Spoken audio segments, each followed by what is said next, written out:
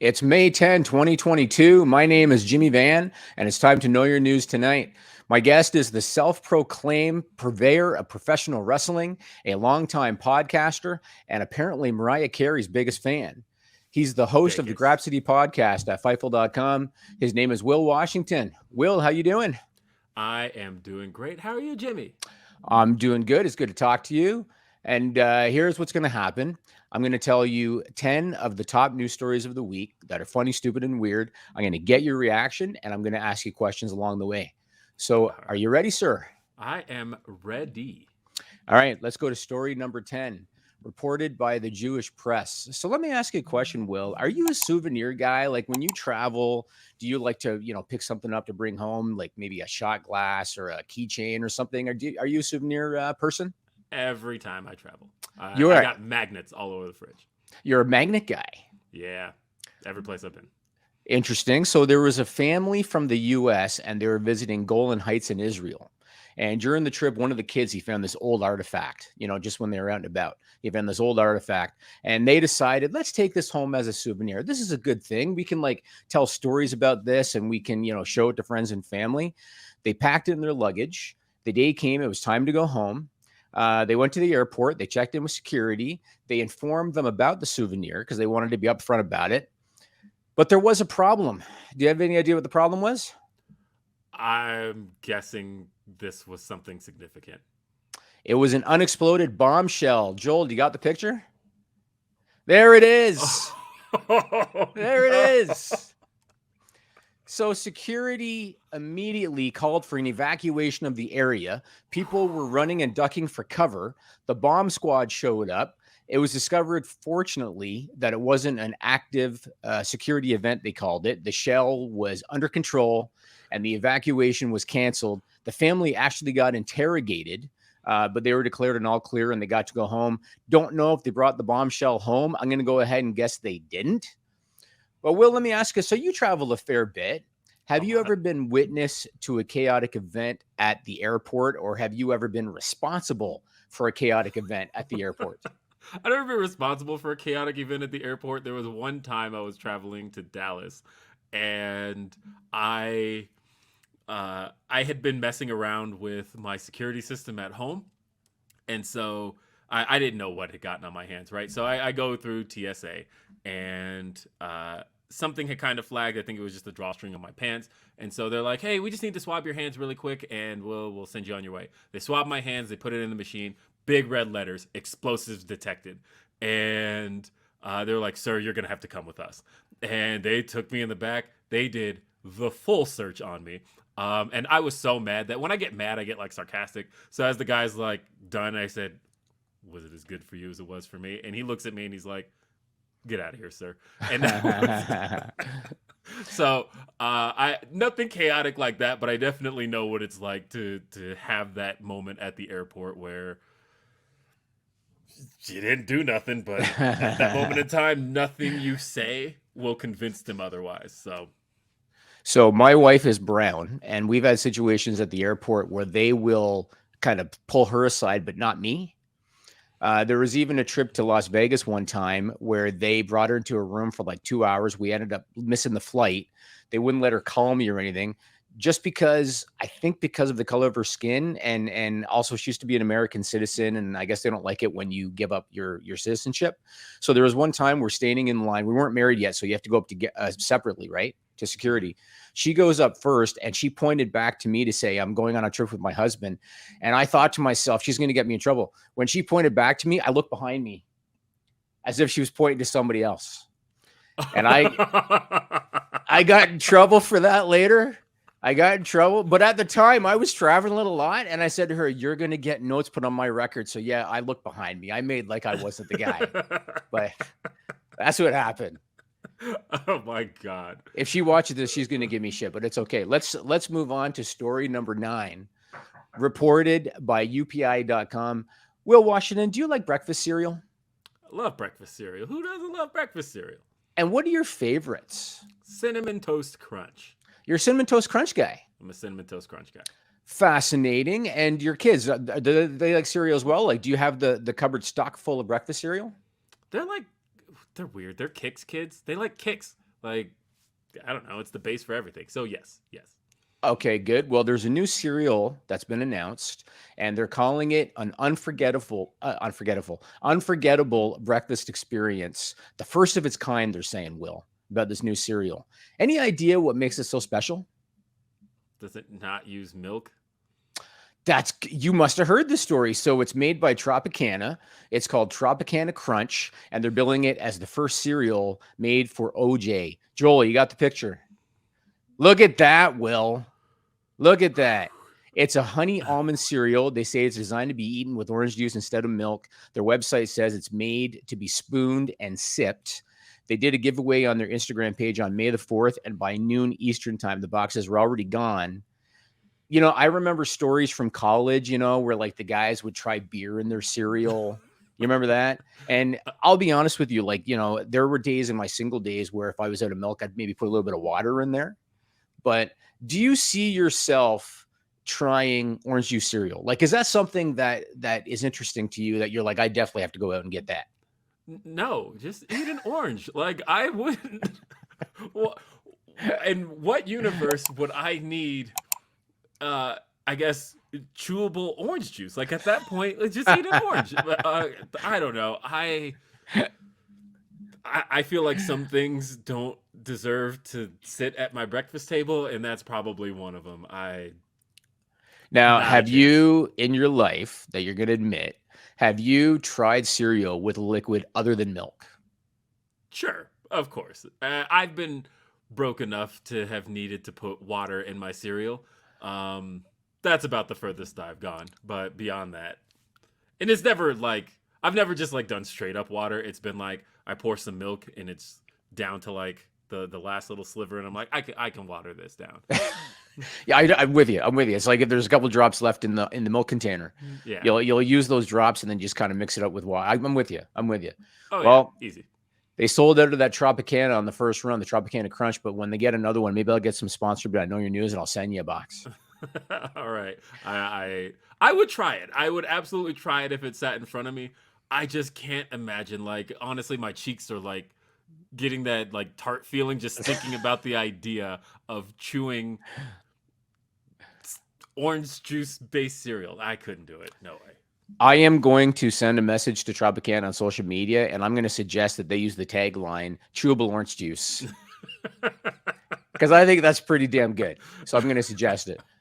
All right, let's move on to story number 8. This was reported by the Arkansas Times. So in June of 2021, U.S. President Joe Biden signed a bill to recognize Juneteenth.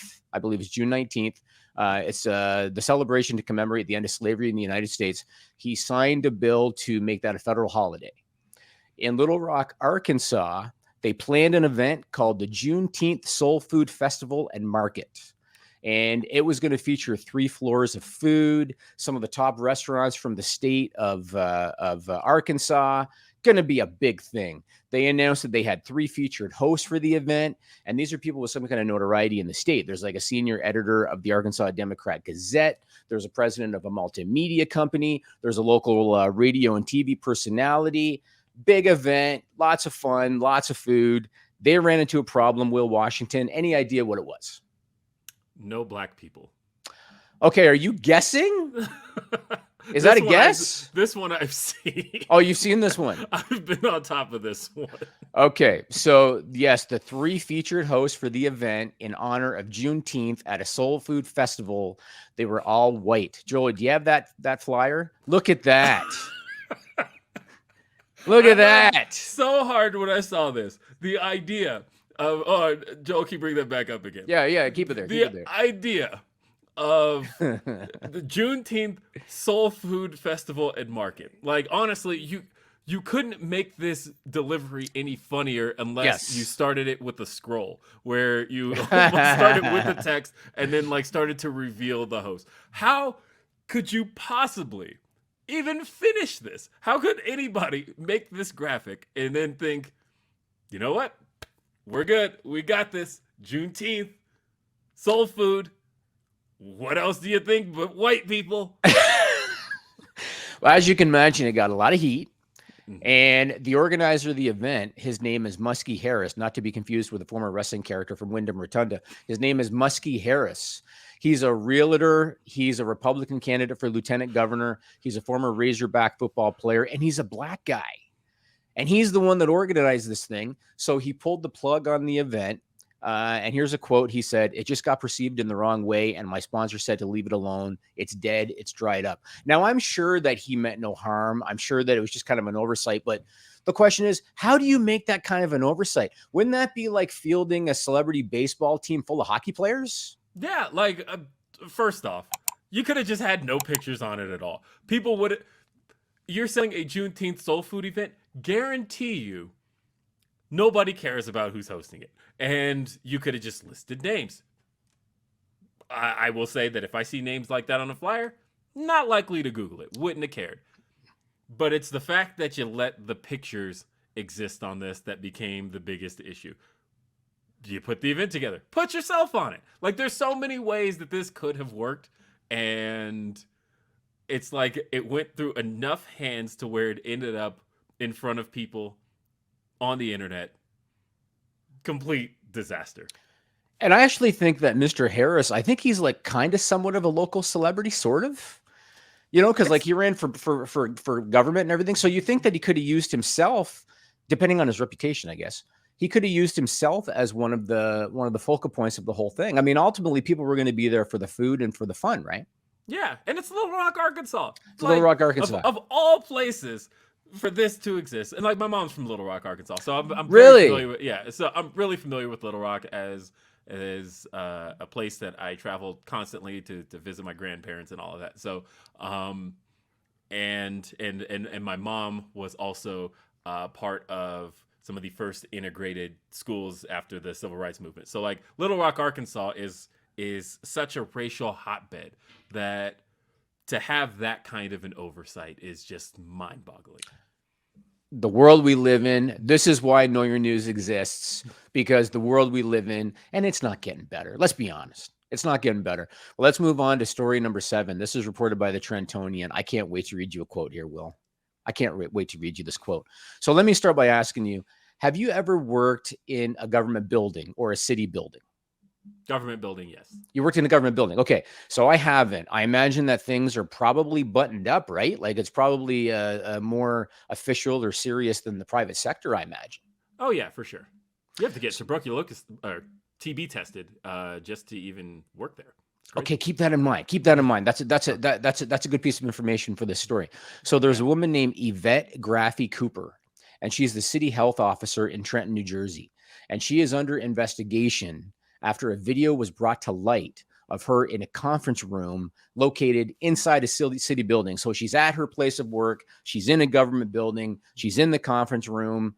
Video has her under investigation. Any idea what she did? Not a clue. She stripped down to her bra and underwear. She bent over a massage table, and she underwent a cellulite reduction treatment right there in the government building. Joel, do you have that picture? There you go, Will. Right there in the government building. Best place to do that.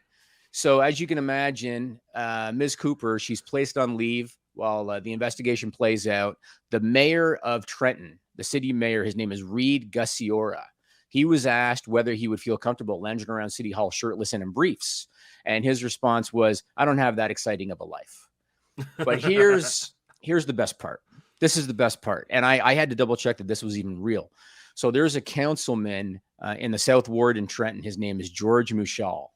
And he was asked about this story. So they asked Councilman Mushal, "What do you think about the city health officer, getting caught in the government building there in her bra and panties, getting a cellulite wrap?" Here's a quote from Councilman Mushal from the Trentonian. Quote, "Who wants to see fucking ass and shit?"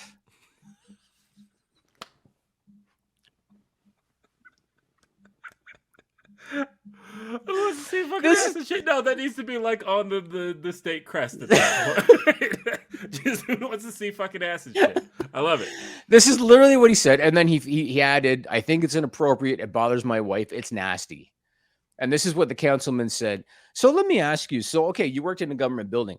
Have you ever been witness to or a participant in any office shenanigans?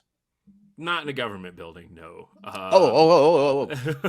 You left that open-ended. Have you ever been witness or participant to office shenanigans not in a government building? Sure. That's all I'll say, because I may still have that job. So we'll just leave it at that. Fascinating. If Will's place of work watches this, feel free to reach out to me. All right, let's move on to story number 6. This is reported by the California Lottery. Are you a gambling man? Not as much as I probably should be. Okay, and I say that because of my dad. My dad is one of those like big believers in. Every time I talk to him, I call him. He'll be like, "Hey, you got your Powerball ticket?" And I'll be like, "No." And he'll be like, "You got to be in it to win it." And that's so. I feel better with my dollar, but I do recognize that, as my dad constantly tells me, you have no shot at 400 million if you didn't spend it. It's very true. It's very true. Wayne Gretzky, famous hockey player, he said, "You miss 100% of the shots you don't take." Yeah. And that's a quote I've always remembered. What about like Vegas? Like, are you a casino guy, card slots, anything like that? I love blackjack. That's You do? it. Yeah. All right. What kind of a player are you? Elaborate on that question. Are you net positive in your life at the tables? Let's see if I'm net positive. First time I played, I got so addicted because I was up so much, and every time I've played since, never come close. So I think I am still net positive because of that first day, like 13 years ago, but not really. That must have been a hell of a day. It was a hell of a day. That honestly, if you've got that beginner's luck, that's a perfect way to get addicted, and that's what happened to me. Because anytime I can hit a casino, and I'm immediately like, all right, blackjack table, let's do this. Interesting. Well, there's a woman named LaQuedra Edwards, and she was playing a lottery scratchers vending machine. I didn't even know these existed. I guess you like actually buy the scratch tickets from a vending machine. She was at a supermarket in LA County. She put $40 into the machine, and she was right in the middle of selecting the games that she wanted. So she was going to pick the scratch tickets that she wanted. And at that moment, and these were her words, some rude person bumped into her. And the physical impact from that stranger bumping into her caused her to accidentally push the wrong number on the machine. And so instead of getting the lower price tickets that she would normally get, she accidentally bought the higher price tickets because this guy bumped into her. And she was irritated, Will. She was upset. The guy didn't apologize, nothing. He just kind of walked away. So she was pretty pissed off. What happened next? I'm guessing she won big. She won $10 million. Whew. Okay, first off, because like I've done the machines with the with the little scratch offs is what I'm guessing. Yeah. I was thinking this was gonna be $20,000 at best to make a headline like that. $10 million. $10 million. Yep. So, like I said, she ended up buying a high price ticket by accident. The ticket that she bought cost $30 when she only put 40 in the machine to begin with. And her plan had been to buy all these lower price tickets and probably walk out with a stack of them. Ended up buying a $30 ticket, won the $10 million jackpot.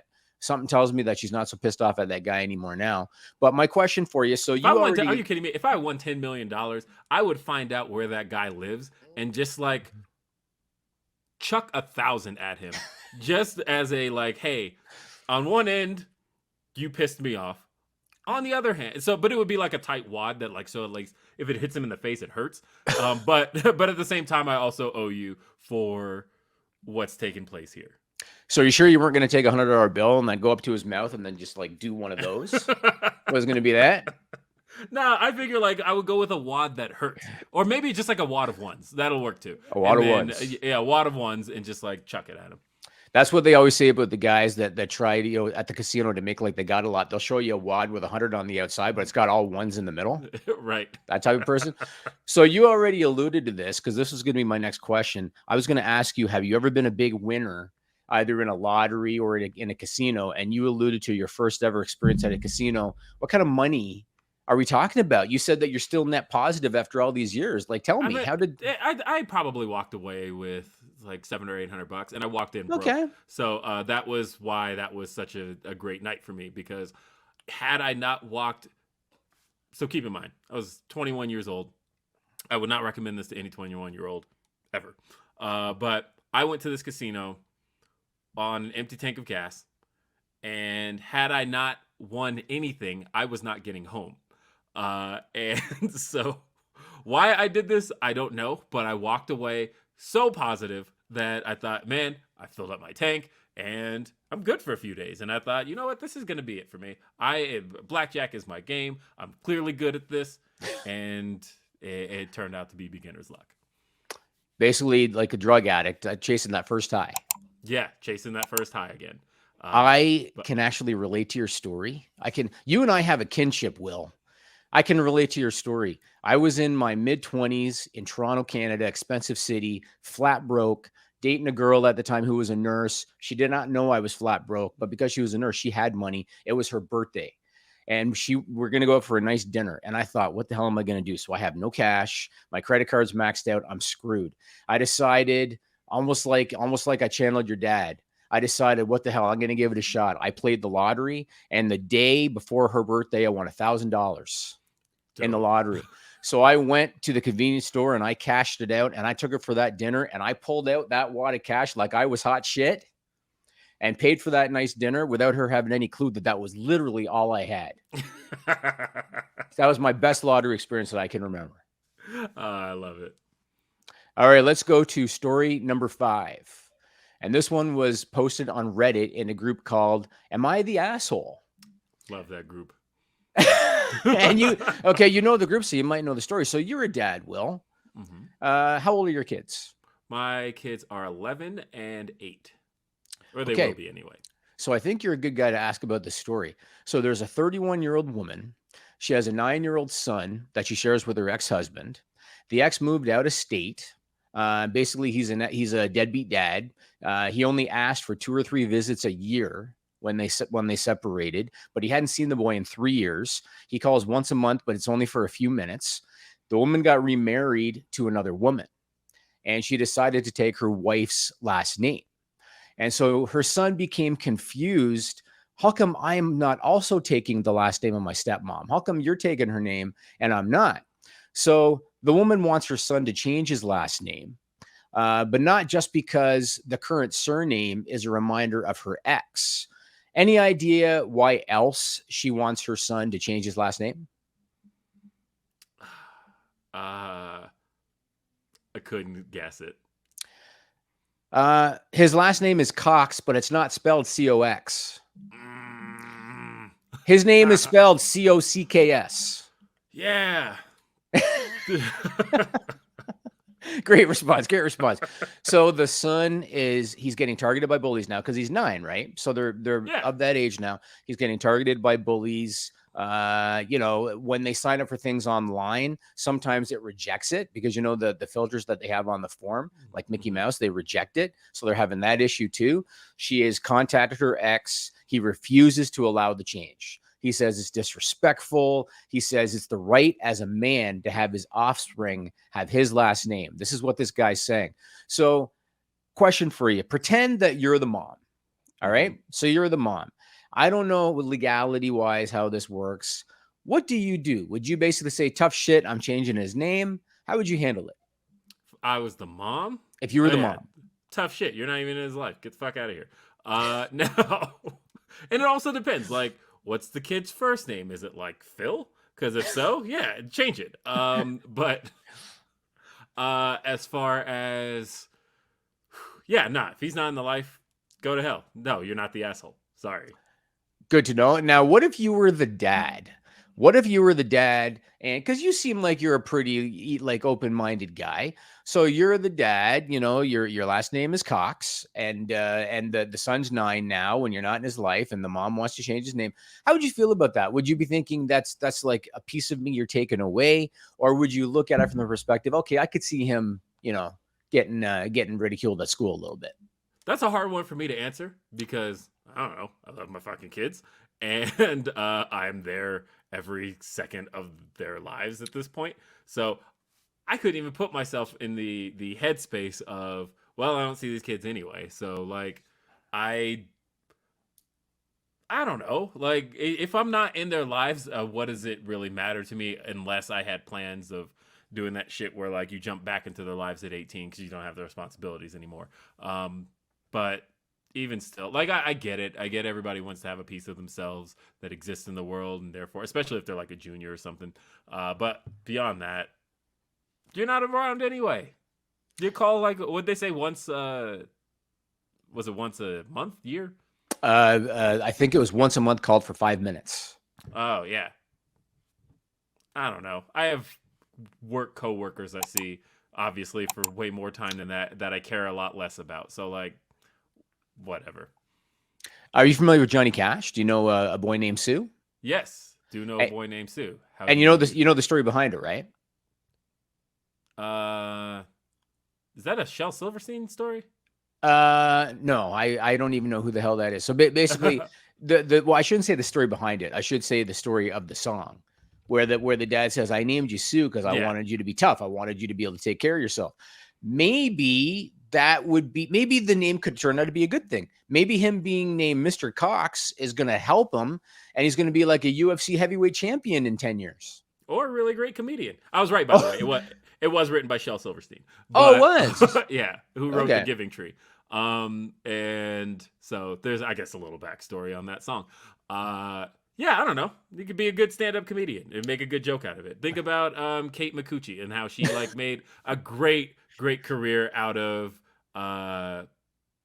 talk show appearances.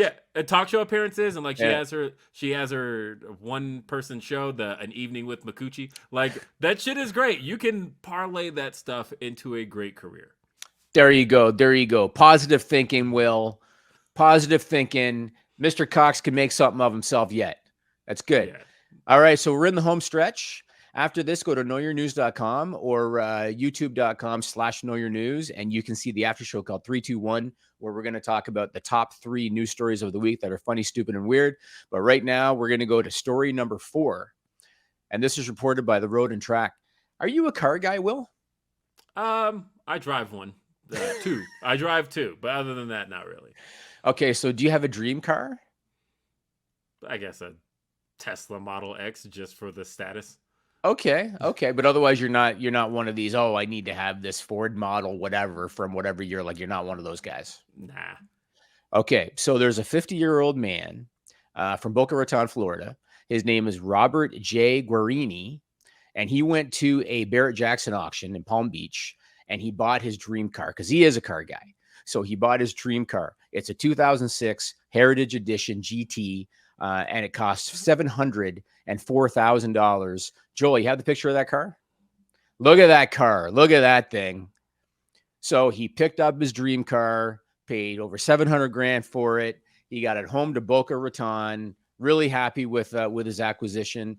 Will Washington, any idea what happened next? Did he total it? So he crashed it into a tree. Basically got it home, pulled it out of his housing development, crashed it into a tree. And why do you think he crashed? Like, what do you think happened? What happened that led to him crashing it into a tree? Was he getting roadhead by chance? Probably a better explanation than what really happened. So Mr. Guarini, who spent $700,000 on a car, bought himself a car when he didn't know how to drive stick.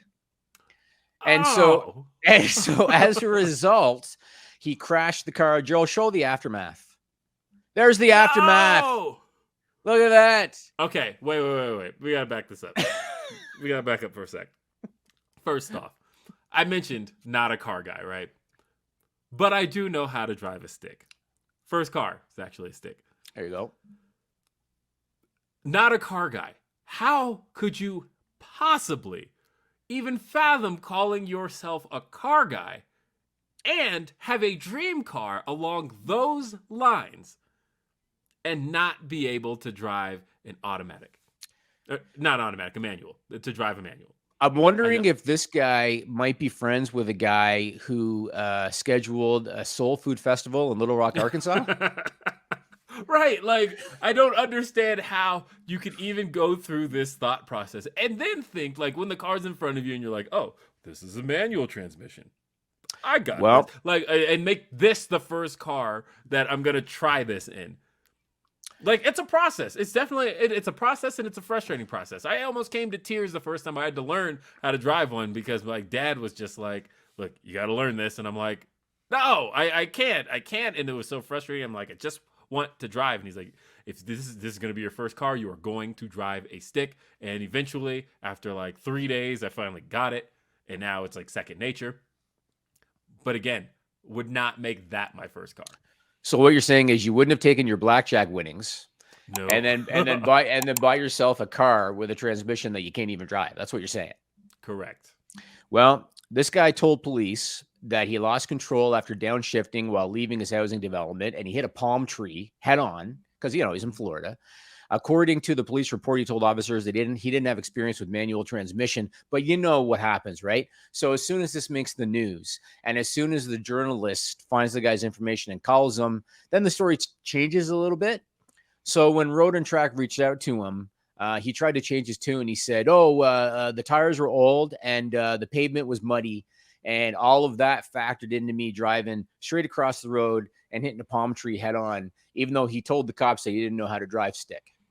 So I guess that's where it went. So I gotta ask you this to close this story. And I asked a previous guest this, and so I'll ask you: have you been involved in a car crash? Oh yeah, just like a month and a half ago. Haven't even closed the insurance claim. You said that so nonchalantly, like it almost sounds like it's a biannual situation. No, it had been a long time since I've been in one. But yeah, I literally just gotten one leaving my subdivision. It was a left turn I make literally every day, taking my kids to school. And for whatever reason, actually, I know the reason. I'm not blaming, but I will say that one of the things that my wife does when she takes my car, and it irks the hell out of me, is that she will bring the visors down. And I don't drive with the visors down. I just wear sunglasses and I drive. She will bring the visors down. And so she had the passenger seat visor down, and I didn't notice it was down. And so as I'm making this left turn, I look out to my right, and what I thought was clear was not. There was right in my line of vision. I guess there was a car there. So I turn out into traffic, and this car smacks right into me. And that was that. Totally my fault. And I accept the blame for that. But I will say that my view was obstructed by the visor. And well, I only realized that too because I didn't realize it the first time. And I thought, like, how did that car come out of nowhere? I make that turn literally every day, and yet I did not see that car out of my periphery. It almost sounds like the Truman Show. And then the thing that had happened, that's probably a good point, but the thing that had happened later was I was taking the same car a couple of days later and almost got into a very similar accident, turning left, and almost missed the car. And I thought, what the hell? How did this happen like 2 days later? And then I look up and I'm like, the visor's here. Other thing I once did was I did accidentally, when I was, I think, 20, I did crash into a tree one time. So this was like 14, 15 years ago. And it was a parking lot tree. Shout out to my friend Carolina for this one. But it was one of those trees that was just in like the little middle part in a parking lot. And I hit the tree, and the tree fell over onto a car. And how hard did whoa. How hard did you hit a tree? So it was like I said, it's one of those like parking lot trees where it didn't really have much stability. It was like held up by the sticks. Like okay. So you're not hitting an oak or anything. No, it wasn't like a oak or something that was like deeply planted. Okay. And so it falls over onto this car. I run inside where my friend Carolina, who I was meeting up with, is, and I'm like, Carolina, I fucked up. I need your help. And she like runs outside, and it's snowing, and we both like lift this tree off this car. Like there was like, I don't think there was any damage. I don't know, because I was 20 and like totally ran. If you like found a bunch of leaves on your car in the state of Colorado 15 years ago, it was probably me, and I'm sorry. But like we got the tree back up, and it's just covered in leaves. We may have scratched it, I don't know. But we were like, okay, get the fuck out of here. And we're like, we're doing something else. We're going literally any place else because I just knocked this tree over on this car. That person will be watching this podcast. I will provide them with your contact information. And note to self, let's get Will Washington a bus pass. Let's do that. Yeah. That might be better for everybody. All right. I want to thank Will Washington for joining us. Will, tell the people what you're doing and where they can find you. I do a few things. So I host Grapsody over on Fightful. That is a show that covers professional wrestling from the black side of the pro wrestling fandom. It's at youtube.com/Fightful. It airs every Saturday at noon Eastern, 9 a.m. Pacific. youtube.com/Fightful. I also host Day After Dynamite, the show that reviews AEW Dynamite. That's on Fightful Overbooked. That's every Thursday at 4 p.m. Eastern, 1 p.m. Pacific. And that's at youtube.com/Fightful Overbooked. Awesome. That's going to do it for Know Your News tonight. Head on over to knowyournews.com or youtube.com/knowyournews for 321, where we're going to talk about the top 3 news stories of the week. Will Washington, this was fun, man. Thanks a lot. Hey, thanks for having me.